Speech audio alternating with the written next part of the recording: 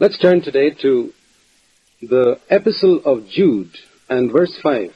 आइए आज हम यहूदा की पत्री और वचन 5 पर ध्यान दें। We were considering in our last study हम अपने पिछले अध्ययन में इस बात पर विचार कर रहे थे how Jude felt the desire to write a letter concerning salvation, explaining the gospel. कि कैसे यहूदा ने सुसमाचार की व्याख्या करते हुए उद्धार के विषय में एक पत्र लिखने की इच्छा महसूस की।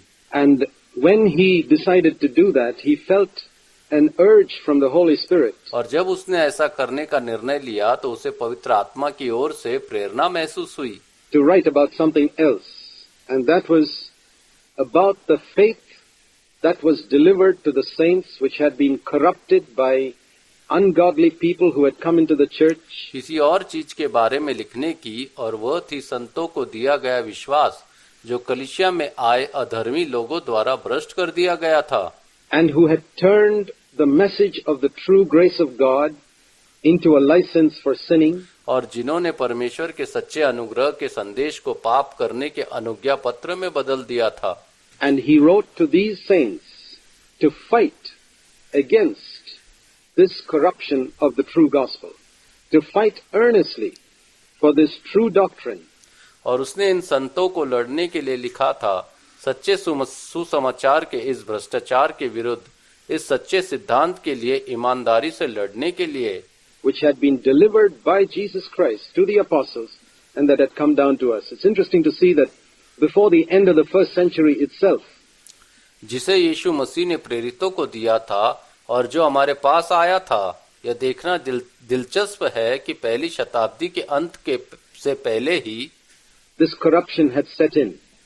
And now that 20 centuries are over, we can see how that corruption has spread far and wide throughout all of Christendom. यह भ्रष्टाचार शुरू हो गया था और अब 20वीं शताब्दियां खत्म हो गई है। हम देख सकते हैं कि कैसे यह भ्रष्टाचार पूरे मसीह जगत में दूर दूर तक फैल गया है। And then he says, I desire to remind you, verse 5, though you know all these things once for all, that the Lord, after saving a people out of the land of Egypt, और फिर वह कहता है कि मैं आपको वचन 5 को याद दिलाना चाहता हूँ, यद्यपि आप इन सभी चीजों को एक बार के लिए जानते हैं कि प्रभु ने मिस्र देश से लोगों को बचाने के बाद subsequently destroyed those who did not believe. There are many people who feel that once the Lord has saved you, He cannot destroy you. उन लोगों को नष्ट कर दिया जो विश्वास नहीं करते थे। ऐसे कई लोग हैं जो महसूस करते हैं कि एक बार प्रभु ने आपको बचा लिया तो वह आपको नष्ट नहीं कर सकता। And that is the reason why many people take a loose and a lax attitude towards sin. और यही कारण है कि कई लोग पाप के प्रति एक ढीला और शांत रवैया अपनाते हैं। They feel that now I've accepted Christ, I can virtually live as I like, and this type of teaching has led to a very lax attitude towards sin. उन्हें लगता है कि अब मैंने मसीह को स्वीकार कर लिया है, मैं वस्तुत जैसा वैसा ही जी सकता हूँ, और इस प्रकार की शिक्षा ने पाप के प्रति एक बहुत ही ढीला रवैया अपनाया है। And therefore, Jude writes, he says, I want to remind you, you people know how that Old Testament redemption from Egypt of the Israelites is a picture of redemption by the blood of the Lamb. और इसलिए यहूदा लिखता है कि वह कहता है कि मैं आप लोगों को याद दिलाना चाहता हूं कि कैसे पुराने नियम में इजरायलियों को मिस्र से छुटकारे का चित्र है, मेमने के लहू के द्वारा छुटकारे का। Well, what did God do with those 600,000 men who came out of Egypt? Even though God had saved them, He destroyed them because they did not believe. तो परमेश्वर ने उन 6 लाख लोगों के साथ क्या किया जो मिस्र से बाहर आए थे। यद्यपि परमेश्वर ने उन्हें बचा लिया था, फिर भी उसने उन्हें नष्ट कर दिया क्योंकि उन्होंने विश्वास नहीं किया। And he gives another example. He says, think of the angels who did not keep their own domain. Those angels were under the anointing in the beginning. Even Lucifer was called the anointed cherub. He was an anointed angel. And yet he lost the anointing. और वह एक और उदाहरण देता है। वह कहता है कि उन स्वर्गदूतों के बारे में सोचो जिन्होंने अपना स्वयं का अधिकार क्षेत्र नहीं रखा। वे स्वर्गदूत आरंभ से अभिषेक के अधीन थे, यहाँ तक कि लूसीफर को अभिषिक्त करूप कहा जाता है। वह एक अभिषिक्त स्वर्गदूत था और फिर भी उसने अभिषेक खो दिया। They did not keep their own domain, but abandoned their proper abode. God has kept them in eternal bonds under darkness for the judgment of the great day. उन्होंने अपना स्वयं का अधिकार क्षेत्र नहीं रखा, बल्कि अपने उचित निवास को त्याग दिया। परमेश्वर ने उन्हें महान दिन के न्याय के लिए अंधकार के तहत अनंत बंधनों में रखा है। What do we learn from this? That when God created the angels, He drew a certain boundary around them.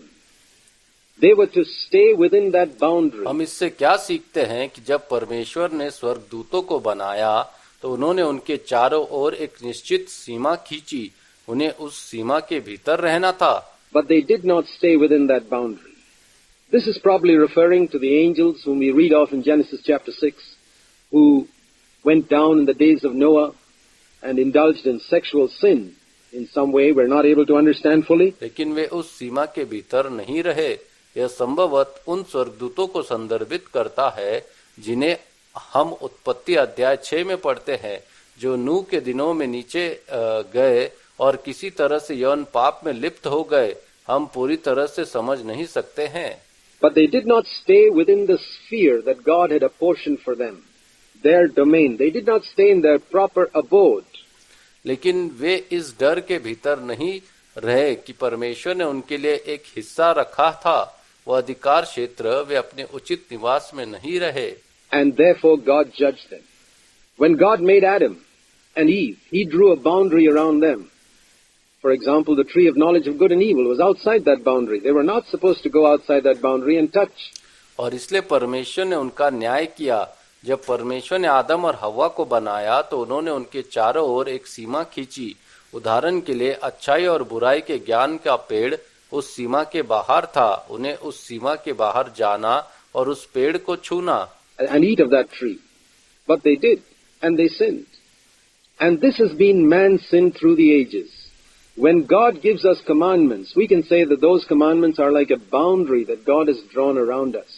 और उस पेड़ से खाना था, लेकिन उन्होंने ऐसा किया और उन्होंने पाप किया, और यह मनुष्य का पाप रहा है युगों से। जब परमेश्वर हमें आज्ञाएं देता है तो हम कह सकते हैं कि वे आज्ञाएं एक सीमा की तरह है जो परमेश्वर ने हमारे चारों ओर खींची हैं। And when we disobey those commandments, because we think we have accepted Christ and the grace of God will take care of it, all that, and I violate God's commandments and His laws and I go outside the boundary, और जब हम उन आज्ञाओं का उल्लंघन करते हैं क्योंकि हम सोचते हैं कि हमने यीशु मसीह को स्वीकार कर लिया है और ईश्वर के अनुग्रह से सब कुछ ठीक हो जाएगा, और मैं ईश्वर की आज्ञाओं और उनके नियमों का उल्लंघन करता हूँ और मैं उस सीमा से बाहर चला जाता हूँ that God has placed around me through those commandments, I'm committing the same sin that the angels committed, who did not keep their proper abode, did not stay, we can say, in the sphere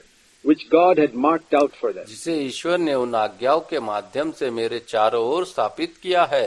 मैं वही पाप कर रहा हूँ जो स्वर्गदूतों ने किया था, जिन्होंने अपना उचित निवास नहीं रखा, नहीं रहे। हम कह सकते हैं कि उस क्षेत्र में जिसे परमेश्वर ने उनके लिए चिन्हित किया था। Do we realize that God's laws are like a boundary around us, which shows us the sphere in which we are to live all our life? When we move out of them, we commit exactly the same sin that those angels did in the days of Noah. क्या हम यह महसूस करते हैं कि परमेश्वर के नियम हमारे चारों ओर एक सीमा की तरह है, जो हमें वो क्षेत्र दिखाते हैं जिसमें हमें अपना सारा जीवन जीना है? जब हम उस सीमा से आगे बढ़ते हैं, हम बिल्कुल वही पाप करते हैं जो उन स्वर्गदूतों ने नूह के दिनों में किया था। And what did God do? Even though they were angels He had created, even though at one time they were holy, even though at one time they were under the anointing, God took it all away. And what did He do? He has kept them in eternal bonds under darkness for the judgment of that great day. और परमेश्वर ने क्या किया? भले ही वे स्वर्गदूत थे जिन्हें उन्होंने बनाया था, भले ही एक समय में वे पवित्र थे, भले ही एक समय में वे अभिषेक के अधीन थे, परमेश्वर ने उन सब को दूर कर दिया और उसने क्या किया? उसने उन्हें उस महान दिन के न्याय के लिए अंधकार के तहत अनंत बंधनों में रखा है। We can also learn another lesson from this verse, and that is in terms of our ministry. There is a boundary that God has drawn around us for our life, and that is through the commandments. हम इस वचन से एक और सबक भी सीख सकते हैं, और वह है हमारी सेवकाई के संदर्भ में एक सीमा है जिसे परमेश्वर ने हमारे जीवन के लिए हमारे चारों ओर खींचा है, और वह आज्ञाओं के माध्यम से है। There is also a boundary that God's drawn around each of us for our ministry. For example, God has told women that they are to be under the authority of men. And when a woman goes outside her boundary, एक सीमा और भी है जिसे परमेश्वर ने हम में से प्रत्येक के चारों ओर हमारी सेवकाई के लिए खींचा है। उदाहरण के लिए परमेश्वर ने स्त्रियों से कहा है कि उन्हें पुरुषों के अधिकार के अधीन रहना है, और जब एक स्त्री अपनी सीमा से बाहर जाती है and seeks to enter into the ministry which God has called a man to, she is committing the same sin that the angels did. और उस सेवकाई में प्रवेश करना चाहती है जिसके लिए परमेश्वर ने एक पुरुष को बुलाया है, तो वह वही पाप कर रही है जो स्वर्गदूतों ने किया था। This is a sin which people are committing not only in the heathen world, in the Christian world too. Around all people, God has drawn a circle. यह एक ऐसा पाप है जो लोग केवल बुत प्रस्त दुनिया में ही नहीं बल्कि मसीह संसार में भी कर रहे हैं। सभी लोगों के चारों ओर परमेश्वर ने एक घेरा खींचा है। The only one without a boundary in the universe is God himself. Everyone else has got a boundary around himself. And if we are humble and wise, we will recognize the boundary God has drawn around us. जो दुनिया में एकमात्र ऐसा है जिसकी कोई सीमा नहीं है, वह स्वयं परमेश्वर है। बाकी सभी के चारों ओर एक सीमा बना रखी है, और यदि हम नम्र और बुद्धिमान है तो हम परमेश्वर द्वारा हमारे चारों ओर खींची गई सीमा को पहचान लेंगे। We shall not get into competition with another brother who has a ministry around him God's drawn perhaps a bigger circle than he's drawn around ours. But that's none of our business. हमें किसी अन्य भाई के साथ प्रतिस्पर्धा में नहीं पड़ना चाहिए जिसके सेवकाई के चारों ओर परमेश्वर ने शायद हमारे चारों ओर खींचे गए घेरे से बड़ा घेरा बना रखा है, लेकिन इसमें हमारा कोई काम नहीं है। We are to stay in the sphere that God has drawn around us. That's our salvation. Outside our boundary, we'll only find the devil. Inside our boundary, we shall find God. हमें इस भय में रहना है कि परमेश्वर ने हमारे चारों ओर जो घेरा बना रखा है वही हमारा उद्धार है। हमारी सीमा के बाहर हमें केवल शैतान ही मिलेगा, और हमारी सीमा के अंदर हम परमेश्वर को पाएंगे। And this is the reason why many Christians go astray. We read in Acts of the Apostles in chapter 17, when Paul was speaking to the people in Athens, he says God has made boundaries so that within those boundaries, Acts 17:27, they should seek for God and find him there. और यही कारण है कि कई मसीही भटक जाते हैं। हम प्रेरितों के काम अध्याय 17 में पढ़ते हैं, जब पौलुस एथेंस में लोगों के साथ बात कर रहा था तो उसने कहा कि परमेश्वर ने सीमा बनाई है ताकि उनके भीतर, उन सीमाओं के भीतर उन्हें परमेश्वर की तलाश करनी चाहिए और उसे वहीं ढूंढना चाहिए। Whom do we find outside that boundary? We find the devil. That's what Adam found in the Garden of Eden. And that's how he got thrown out. And that's how many people have missed the will of God. हम उस सीमा के बाहर किसे पाते हैं? हम शैतान को पाते हैं। यही वह है जो आदम ने एदन की वाटिका में पाया, और इस तरह उसे बाहर निकाल दिया गया, और इस तरह कई लोग परमेश्वर की इच्छा को पहचानने से चूक गए हैं। By not recognizing the sphere which God had placed them in. And there we are told about the angels and given a warning from their example. उस क्षेत्र को न पहचानते हुए जिसमें परमेश्वर ने उन्हें रखा था, और वहां हमें स्वर्गदूतों के बारे में बताया गया है और उनके उदाहरण से चेतावनी दी गई है। In verse 7, we're told about the example of Sodom and Gomorrah. He gives us 3 examples here. First, about the Israelites who came out of Egypt, who were destroyed after they were first converted. And then secondly, he gives us the example of the angels who did not keep their proper abode but went out and sinned. वचन 7 में हमें सदोम और Gomorrah के उदाहरण के बारे में बताया गया है।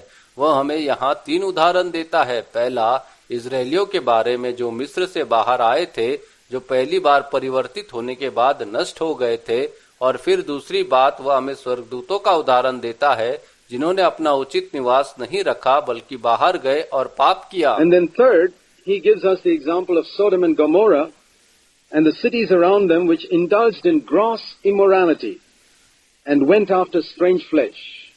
और फिर तीसरा, वह हमें सदोम और गमोरा और उनके आसपास के शहरों का उदाहरण देता है जो घोर अनैतिकता में लिप्त थे और पराये शरीर के पीछे गए थे। They violated God's laws.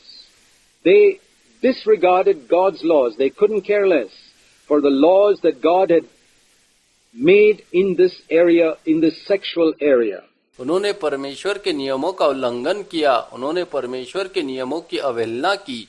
वे उन नियमों की परवाह नहीं करते थे जो परमेश्वर ने इस क्षेत्र में, यौन क्षेत्र में बनाए थे। And God punished them publicly, and it says here, they have been exhibited as an example in undergoing the punishment of eternal fire. और परमेश्वर ने उन्हें सार्वजनिक रूप से दंडित किया और यहाँ कहा गया है कि उन्हें अनंत आग की सजा से गुजरने के एक उदाहरण के रूप में प्रदर्शित किया गया है। Many people don't realize that sexual sin can lead a person into the eternal fires. If you turn to Matthew chapter 5, it's one of the first things that Jesus said in the Sermon on the Mount. कई लोग यह महसूस नहीं करते हैं कि यौन पाप एक व्यक्ति को अनंत आग में ले जा सकता है। यदि आप मत्ती अध्याय 5 को देखें तो यह उन पहली बातों में से एक है जो प्रभु यीशु ने पहाड़ी उपदेश में कही थी। He said in the Old Testament, it was commanded, thou shalt not commit adultery. You have heard that said of old, you shall not commit adultery, Matthew 5:27. But I say to you that every one who looks on a woman to lust for her has committed adultery with her already in his heart. उसने कहा कि पुराने नियम में तुम्हें यह आज्ञा दी गई थी कि तुम व्यभिचार न करना। तुमने सुना है कि पुराने नियम में कहा गया है कि तुम व्यभिचार नहीं करना, मत्ती 5:27 में। लेकिन मैं तुमसे कहता हूँ कि हर कोई जो किसी स्त्री पर वासना की दृष्टि से देखता है वो अपने दिल में पहले से उसके साथ व्यभिचार कर चुका है। And if your right eye makes you stumble, tear it out and throw it from you. For it's better for you that one of the parts of your body perish than, listen to this, than for your whole body to be thrown into hell. और यदि तुम्हारी दाहिनी आंख तुम्हें ठोकर खिलाती है तो उसे निकाल कर फेंक दो। तुम्हारे लिए बेहतर है कि तुम्हारे शरीर के अंगों में से एक नष्ट हो जाए बजाय इसके, इसे सुनो, क्योंकि तुम्हारा पूरा शरीर नरक में डाल दिया जाए। Think of that sexual sin can lead a person to an eternal hell.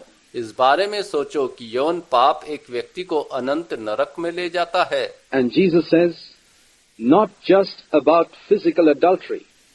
He's speaking here about lusting after a woman with your eyes. और प्रभु यीशु केवल शारीरिक व्यभिचार के बारे में नहीं कह रहे हैं, वे यहाँ अपनी आंखों से किसी स्त्री के प्रति वासना रखने के बारे में बोल रहे हैं। There are very few Christians who take that matter seriously. They don't realize that lusting after a woman with your eyes is the first step towards hell. बहुत कम मसीही है जो इस मामले को गंभीरता से लेते हैं। वे यह नहीं समझते कि अपनी आंखों से किसी स्त्री के प्रति वासना रखना नरक की ओर पहला कदम है। Why is that? Because they have turned the grace of God into licentiousness. They've turned the grace of God as an excuse for sinning. They can live as they like. They can look and lust and do what they like. ऐसा क्यों है? क्योंकि उन्होंने परमेश्वर के अनुग्रह को अनैतिकता में बदल दिया है। उन्होंने परमेश्वर के अनुग्रह को पाप करने के बहाने के रूप में बदल दिया है। वे जैसा चाहे वैसा जी सकते हैं, वे देख सकते हैं, वासना रख सकते हैं और जो चाहे कर सकते हैं। Because the grace of God cleanses them. This is the deception into which Satan has brought them. They have been led astray from the true faith which has been delivered once for all to the saints. क्योंकि वे सोचते हैं कि परमेश्वर के अनुग्रह ने उन्हें शुद्ध कर दिया है। यही वो धोखा है जिसमें शैतान उन्हें ले आया है। उन्हें सच्चे विश्वास से भटका दिया गया है जो एक समय में संतों को दिया गया था। And this is the faith which Jude says we must now fight for. और यह वह विश्वास है जिसके लिए यहूदा कहता है कि हमें अब लड़ना चाहिए। If your right eye causes you to stumble, tear it out. If your right hand makes you stumble, cut it off. A radical attitude towards sin is what Jesus taught in this sexual area. अगर तुम्हारी दाहिनी आंख तुम्हें ठोकर खिलाती है तो उसे निकाल दो। अगर तुम्हारा दाहिना हाथ तुम्हें ठोकर खिलाता है तो उसे काट दो। पाप के प्रति एक कट्टरपंथी दृष्टिकोण वह है जो प्रभु यीशु ने इस यौन क्षेत्र में हमें सिखाया था। But the people in Sodom and Gomorrah, they sinned not only in terms of adultery, but in homosexuality, in sexual perversion. लेकिन सदोम और गोमोरा के लोगों ने न केवल व्यभिचार के संदर्भ में बल्कि समलैंगिकता यौन संबंधों में भी पाप किया। And it says here that God has set them up as an example to the whole world for those who have eyes to see and ears to hear. विकृति और यहाँ पर यह कहा गया है कि परमेश्वर ने उन्हें पूरे संसार के लिए एक उदाहरण के रूप में स्थापित किया है, उन लोगों के लिए जिनके पास देखने के लिए आंखें हैं और सुनने के लिए कान हैं। Of the way God hates sexual perversion. Now we are living in days when Jesus said the last days will be like the days of Lot. कि परमेश्वर यौन विकृति से किस प्रकार घृणा करता है। अब हम ऐसे दिनों में रह रहे हैं जब प्रभु यीशु ने कहा था कि अंतिम दिन सदोम और गमोरा में लूत के दिनों के समान होंगे। In Sodom and Gomorrah, the sins of Sodom and Gomorrah have spread all over the world today. And that's one reason why God has allowed dreadful diseases like AIDS, for example, which has come around the world, to show God's hatred of these things. सदोम और Gomorrah के पाप आज पूरे विश्व में फैल गए हैं और यही एक कारण है कि परमेश्वर ने एड्स जैसे भयानक रोगों को अनुमति दी है, जो कि इन चीजों के प्रति परमेश्वर की घृणा को दिखाने के लिए दुनिया भर में आ गया है। Let's come back to the true faith, to a radical attitude against sin, to that grace of God manifested in Christ, which not only forgives us from sin, but delivers us from sin's power. आइए हम सच्चे विश्वास पर वापस आएं। पाप के विरुद्ध कट्टरपंथी रवैया मसीह में प्रकट परमेश्वर के उस अनुग्रह के प्रति जो न केवल हमें पाप से क्षमा करता है बल्कि हमें पाप की शक्ति से भी मुक्त करता है।